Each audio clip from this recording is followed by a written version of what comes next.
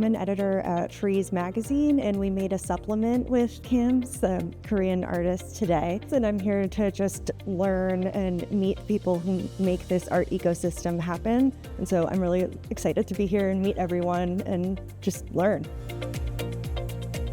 I think it's a blessing to see the new collection at MMCA, for example, Adrian Villarrojas at Art Sonje to celebrate the 30th year anniversary. But again, there's so many great artists coming out, incredible legends and pioneering artists of the early 60s that I think also haven't quite had their recognition globally. I think there's a huge diversity of different practices here, responding to the history, but also thinking very much about the contemporary moment of art in the world of technology, of questions of ecology and gender. And it's been fantastic to get to see artists engaging with these questions and to actually have the privilege to go to their studios and spend time here. That was what I really wanted to learn more about, is the history of Seoul and kind of the layers and the people, and how the art is really part of a longer kind of conversation. And I think there's not one definition of Korean art. I think it probably has multiple, identities, multiple meanings, and there's no one fixed idea of it. I've also been paying attention to research by Korean curators like Soo-young Lim, as well as Hyunjin Kim. Her recent project, actually, which is open right now, which sees a monk creating paper sculptures within a site of deep historical trauma related to the democracy movement, is something that I've found pretty profound, and I'm very interested in that type of work that's unfolding here in Seoul.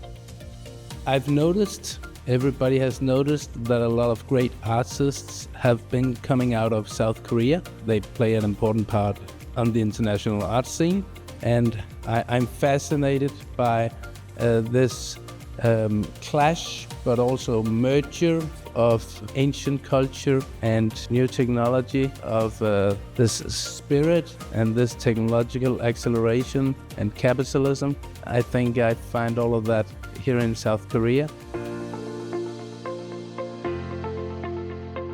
I feel like the more time passed by, Korean artists' practice becoming much more diverse, and that actually drive me to jumping into the Korean art scene to get to know more understanding about their artwork. There were certain artists that I was really drawn to, whose work I had encountered. Hae-gu-ying, for example, shows I had seen in New York. There was a large exhibition at the Guggenheim, Only the Young. And then also through my own research, there were particular artists.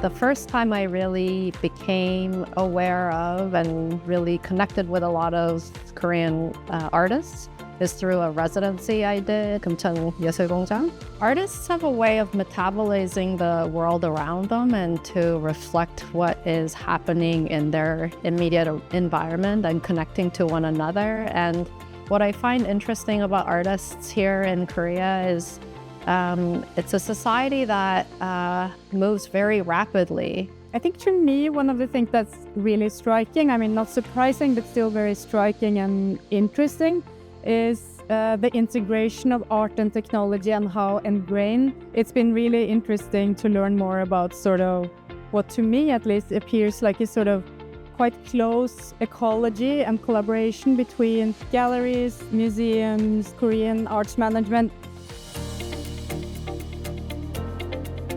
Much of Southeast Asia artists don't have studios, so it's quite impressive to see the artists that have been opened up through KAMS. To be true, I was astonished how much very sensual work we saw, and I must say it was very rewarding to understand the different structures of institutions, to see very different artists' studios, to see how different careers work and how different institutions work. One of the things that really impresses me is I do think that like some of the artists, they still stick to a very sincere attitude to their practice and also the materiality of their artwork. You know, working with the artwork, like that reveals like their like actually also bodily relationship and attachment to, you know, the objects that they work with. And I think like through a lot of like artist practice this time, I would see like the new definition or reinvention of the idea of contemporary. In a context that expands beyond cultural production, Choi Won-jun, and also with Sana Moon Space Afro-Asia, and thinking about the kind of role of militarism. I think this is a great opportunity to also revisit some of the more historical formations of how kind of Korean contemporary and, you know, to a certain degree modern art is narrativized.